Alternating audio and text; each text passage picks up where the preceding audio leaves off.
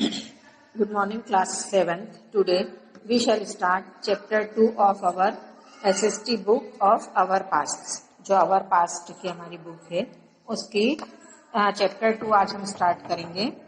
तो चैप्टर 2 में है न्यू किंग्स एंड किंगडम्स, जो नए किंग हुए, राजा और उनके साम्राज्य, उनकी राजधानी, जो भी उन्होंने साम्राज्य बनाए उसके बारे में हम पढ़ेंगे। Many new dynasties emerged after the 7th century. Map first shows the major ruling dynasties in different part of the subcontinent between the 7th and 12th centuries. Means कि बहुत सारी डायनेस्टीज इमर्ज हुई, मतलब बहुत सारे राजा आए, उन्होंने अपने अपने डायनेस्टीज बनाई, और जो कि 7th सेंचुरी में, कब 7th सेंचुरी के बाद।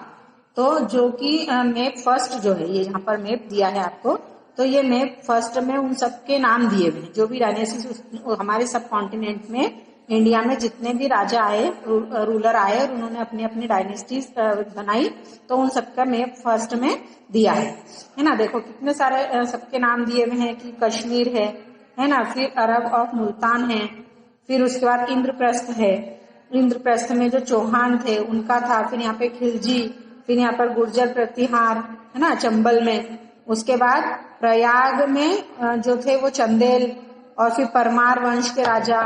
तो इस तरह से बहुत सारे, राष्ट्रकूट मालखेद में है ना, चोल राजा, चोलास जो थे चोल वंश के राजा, पांड्यास। तो इस तरह से बहुत सारे लोगों ने हमारे सब कॉन्टिनेंट पे शासन किया। तो अब हम उनको पढ़ेंगे। The emergence of new dynasties, मतलब नई डायनेस्टीज का इमर्ज होना, नई जो भी डायनेस्टीज राजधानियां बनी उनका उदय, उसके बारे में पढ़ेंगे। By the 7th century, there were big landlords or warrior chief in different regions of the subcontinent. Existing kings often acknowledged them as their subordinates or samants. Means जो 7th सेंचुरी के बाद जो है, बहुत हमारे जो सब कॉन्टिनेंट था उसके अलग अलग क्षेत्र में बहुत सारे लैंडलॉर्ड्स, मतलब जमीन, लोगों ने अपने जमीन के मालिक अपने आप को घोषित किया कि यहाँ से यहाँ तक की लैंड हमारी है, इतना अधिकार हमारा है इतने क्षेत्र में। तो अलग अलग रीजन में, मतलब अलग अलग लैंडलॉर्ड मतलब मालिक बने, और अलग अलग जो मुख्य वॉरियर्स थे, मतलब जो योद्धा थे, उन्होंने अपने अपने सब कॉन्टिनेंट पे शासन करना शुरू किया। और जो उस समय पे जो राजा बने है ना, वो अधिकतर मतलब उनके द्वारा वो स्वीकार किए जाते थे। उनके सब सामंत जो होते थे, सब ऑर्डिनेट्स, या उनको सामंत कहते थे, मतलब सामंत लोग वो उनको राजा की पदवी देते थे। और वो सामंत जो थे वो राजा के हाथ के, मतलब ये सोचो कि राइट हैंड हुआ करते थे, कि वो जो एडमिनिस्ट्रेशन में उनको एडवाइस देना है ना, सारे काम वो सामंत उनके करते थे। तो इस तरह से उनको कौन राजा के अधिकार देता था, मतलब कौन उनको राजा बनाता था, जो उनके सामंत होते थे। They were expected to bring gifts for their kings और overlords, be present at their courts and provide them with military support. और जो किंग होते थे, राजा, वो ये एक्सपेक्ट करते थे कि उनके जो सामंत होते हैं वो मतलब उनको गिफ्ट ला कर दें, है ना, और हमेशा मतलब उनके जो है अपने राजा को गिफ्ट ला के दे, और हमेशा उनकी कोर्ट में वो प्रेजेंट रहें, और जो मिलिट्री में उनको सपोर्ट करें। इस तरह से वो सामंत से एक्सपेक्ट करते थे। कौन? किंग्स होते थे, जो रूलर होते थे वो। As samanta gain power and wealth, they declared themselves to be mahasamanta, mahamandaleshwar, the great lord of a circle और रीजन। तो इस तरह से जो सामंत जो थे, सामंत, तो वो मतलब उनकी पावर बढ़ी, वो वेल्थ में भी, मतलब धन में भी वो आगे बढ़े, और उनको शक्ति भी मिली, क्योंकि उनको सपोर्ट कौन करता था? किंग, रूलर्स, राजा। तो इस तरह से वो उन्होंने अपने आप को महासामंत घोषित कर दिया कि हम महासामंत हैं, या महामंडलेश्वर, जो कि एक बहुत बड़े क्षेत्र के मतलब राजा, हम राजा हैं, मतलब इस तरह से उन्होंने अपने आप को महासामंत घोषित कर दिया कि हम बहुत बड़े जो रीजन क्षेत्र के राजा हैं, मतलब उनके साथ काम करते हैं, अपने आप को वो एक राजा से कम नहीं समझते थे। And so on. Sometimes they asserted their independence from their overlord. और इस तरह से कभी कभी वो क्या करते थे कि अपने आप को इतना पावरफुल बना लेते थे कि वो उनके राजा से भी अपने आप को आजाद घोषित कर देते थे, कि हम किसी किंग की भी गुलामी नहीं करते, हम खुद ही इस लैंड के, इस क्षेत्र के, इस रीजन के हम खुद राजा है। तो इस तरह से वो कभी कभी अपने आप को स्वतंत्र घोषित कर देते थे उनके राजा से। One such instance was that of the Rashtrakuts in the Deccan. Initially, there they were subordinate to the Chalukya of Karnataka. इसी तरह का उन्होंने एक एग्जाम्पल बताया है कि डेक्कन में जो राष्ट्रकूट थे वो कौन थे, सामंत। किसके, जो कर्नाटक के चालुक्य वंश के, जो कर्नाटक में चालुक्य राजा थे, रूलर थे, चालुक्य जो वंश के रूलर शासन करते थे, तो राष्ट्रकूट उनके कौन थे, सब ऑर्डिनेट या सामंत। तो उन्होंने क्या किया, in the mid 8th century Danti Durg a Rashtrakuta chief overthrew his Chalukya overlord and performed a ritual called Hiranyagarbha, literally the golden worm. When this ritual was performed with the help of Brahmins, it was thought to lead to the rebirth of the sacrificer as a Kshatriya, even if he was not one by birth. तो जो एक राष्ट्रकूट का एक मुख्य था प्रमुख, जिसका नाम था दांती दुर्ग, तो उसने क्या किया, वो कौन के, चालुक्य वंश के राजाओं के कौन थे, वो सब ऑर्डिनेट मतलब सामंत। तो उसने क्या किया कि ब्राह्मणों की हेल्प से उसने 8th century जब चल रही थी उसके बीच में उसने एक अनुष्ठान किया, और मतलब धार्मिक एक अनुष्ठान किया।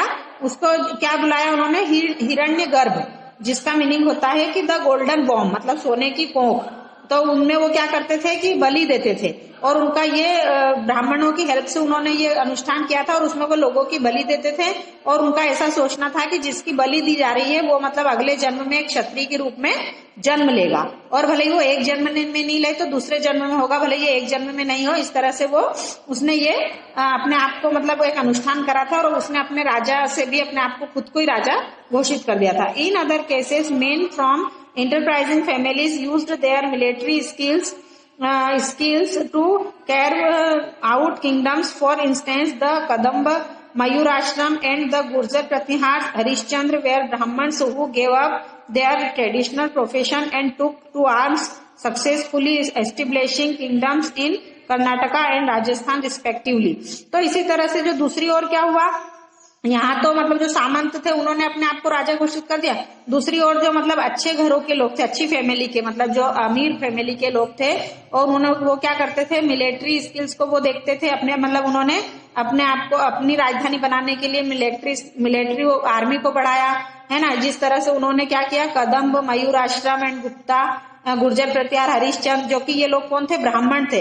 तो इन्होंने अपना जो ट्रेडिशनल प्रोफेशन, मतलब उन ब्राह्मणों का काम क्या होता है, पूजा पाठ करवाना, तो उन्होंने क्या किया कि अपने प्रोफेशन को छोड़ करके वो भी मतलब उन्होंने कर्नाटक और राजस्थान में अपनी अपनी किंगडम्स को एस्टेब्लिश किया, मतलब वो खुद भी वहां के राजा बनने लगे। तो इस तरह से अनेक जो है मतलब रूलर्स आए, और सब कॉन्टिनेंट पे अलग अलग वो अपने डायनेस्टीज उन्होंने स्थापित की। अब एडमिनिस्ट्रेशन इन द किंगडम्स, अब जो भी साम्राज्य हुआ उनमें एडमिनिस्ट्रेशन कैसा था, मतलब कैसे वो प्रशासन व्यवस्था कैसे चलाते थे। Many of these new kings adopted high sounding titles such as Maharajadhiraja, Adhiraja, great king, overlord of kings, Tribhuvana Chakravarti, lord of the 3 worlds and so on. तो जो नए नए राजा हुए, जैसे जो सामंत थे जो राजा बने, जो ब्राह्मण थे जो राजा बने, न्यू किंग्स थे, उन्होंने अपने आप को एक बहुत बड़े बड़े टाइटल दिए कि वो अपने आप को महाराजा अधिराज कहलाने लगे, जिसका मीनिंग होता था एक महान किंग, है ना, महान ग्रेट किंग। और इसी तरह से त्रिभुवन चक्रवर्ती, तो मतलब कि 3 जगह का राजा, वो 3 प्लेस का, 3 वर्ल्ड्स का, तीनों संसार का राजा। तो इस तरह से उन्होंने अपने आप को बड़े बड़े टाइटल्स दिए। However, in spite of such claims, they often shared power with their samans as well as with association of peasants, traders and brahmins. इसके अलावा वो जो उनकी पावर थी वो उसको किस किस के साथ शेयर करते थे, मतलब उनके जो शासन चलाने के लिए, एडमिनिस्ट्रेशन करने के लिए वो सामंत लोगों को, और पीजेंट्स मतलब जो किसान लोग होते थे जिनके पास लैंड जमीन होती थी उनको, और जो ट्रेडर्स होते थे, व्यापारी, जो बाहर से व्यापारी लोग आते थे ट्रेडर्स, उनको, और ब्राह्मण्स को अपने साथ संगठित रूप में रखते थे, क्योंकि ये सभी लोग मिलकर के उनको एक दूसरे से हेल्प मिलती थी। तो इस तरह से वो सब लोग साथ में मिलकर के जो किंग्स होते थे वो उनको अपने साथ में रखते थे। In each of these states, resources were obtained from the producers, that is, peasants, cattle keepers, artisans, who were often persuaded or compelled to surrender part of what they produced.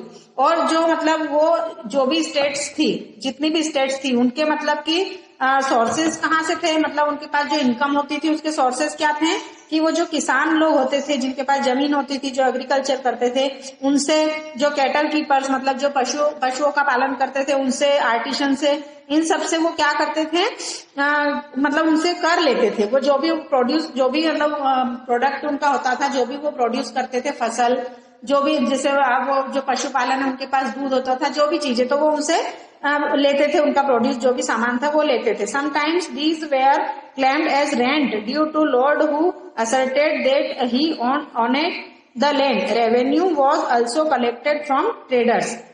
वो मतलब ऐसा उनको बोलते थे कि जिस जमीन पे आप लोग रह रहे हो, आप खेती कर रहे हो, हम उसके मालिक हैं, है ना, और इसके लिए आपको, अगर आप उस पे कुछ भी कलेक्ट कर रहे हो या कुछ भी उसमें वर्क कर रहे हो तो उसके आपको एज ए रेवेन्यू मतलब कि कर के रूप में आपको पैसा देना रहेगा।